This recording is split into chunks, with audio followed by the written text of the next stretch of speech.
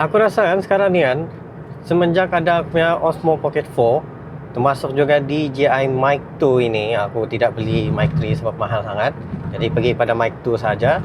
And then Ulanzi Suction Cup ni. Jadi vlog aku lengkap lah untuk aku buat di dalam kereta. Sebab sebenarnya aku akan guna telefon ni untuk buat vlog dan sebagainya. Tetapi bila guna telefon, bercampur aduk dengan kerja lah, lepas tu dengan gambar dan sebagainya. Jadi macam terlalu banyak footage sampai aku sendiri malas untuk edit. That's the reality. Tapi kali ni dengan adanya Osmo Pocket 4 ni, aku direct masuk pergi komputer, aku terus upload begitu. Sebabnya untuk upload daripada telefon terlalu berat. Berat sebab ni kalau line tidak kuat, macam setakat 4G je, susah untuk upload. Sebab yang macam ni pun aku record in 4K 60fps, di mana 4K 60fps ni kalau record 4 minit ke atas begitu akan jadi 3 GB of file, which is besar guys. Bila besar begitu, untuk upload tu memang ambil masa yang lama. And then tahap perkadaran untuk aku upload video tu banyak. Jadi kadang-kadang aku selalu di dalam kereta. Di dalam kereta tu on the way dalam perjalanan tu akan mengambil masa.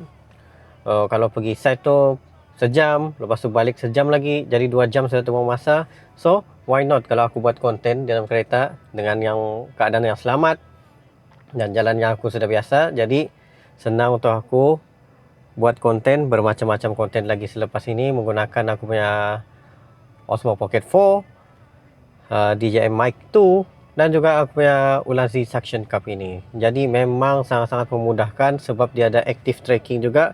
Boleh track muka aku, mudah untuk jalan sana sini juga untuk membuat konten. Lagi satu lagi kelebihannya bila korang menggunakan DJI Mic itu sendiri, macam yang ni aku gunakan ni, dia boleh direct connected to your device dan boleh control jenis macam noise suppression, noise control, lepas tu gain dan semua tu korang boleh customize mengikut kesesuaian di mana korang berada. Sebab selalunya dalam kereta ni, sejujurnya dalam kereta ni dia punya tahap noise tu memang tinggi bila korang bawa laju ke ataupun bunyi lori kuat tau. Macam sebelah ni ada lori, jadi memang terasa bunyi dia tu macam begitu. Kadang-kadang aku kalau bercakap pun jadi susah untuk dengar. Jadi ini adalah cara terbaik untuk aku buat short vlog di dalam kereta untuk aku bercerita dengan korang. Aku lantarlah cerita apapun, aku layan sahaja. So daripada sinilah senang untuk aku buat bermacam-macam jenis konten juga. Kadang-kadang kalau korang tengok macam ada bergegar sikit tu, aku pun tidak faham lah. Walaupun ada gimbal, tetapi kalau sudah macam position dia terbalik begini, tetap ada gegaran juga yang berlaku. Jadinya kurang smooth juga. Mungkin aku perlu tambah yang macam jenis yang ada spring suppression tu, supaya tidak bergegar terlalu kuat. Sebabnya sekarang ni pun kalau pasang pun jadi memanjang gimbal ni.